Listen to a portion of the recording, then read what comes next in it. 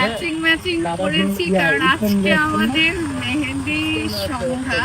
Finally স্মৃতি আর বাপ্পির mehndi night শুরু হয়ে গেল। মেহেন্দি অনুষ্ঠানের এই সাজে ওদের দুইজনকে কিন্তু খুবই সুন্দর লাগছে। মেহেন্দির এই লুকে স্মৃতি আর বাপ্পিকে অসম্ভব রকমের সুন্দর লাগছে।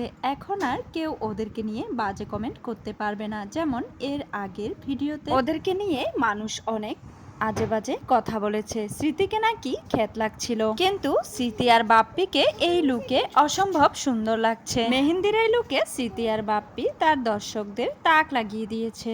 দর্শকরা যেমনটা আশা করেছিল ঠিক তেমনটাই আজকে যেন পেয়েছে।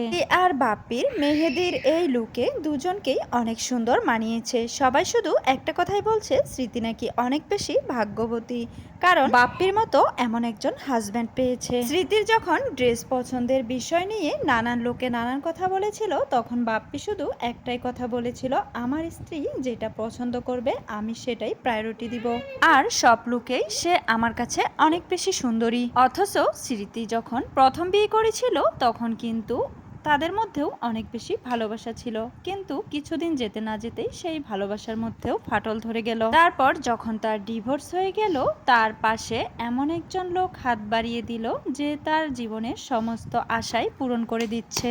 দেখেই বোঝা যাচ্ছে স্মৃতিকে কতটা ভালোবাসে বাপ্পি। আসলে ভাগ্য মানুষকে কোথা থেকে কোথায় নিয়ে যায় সেটা বলাই যায় না। তো ভিউয়ার্স, স্মৃতি আর বাপ্পিকে কেমন লেগেছে এই মেহেন্দি লুকে অবশ্যই কমেন্টে জানাবেন।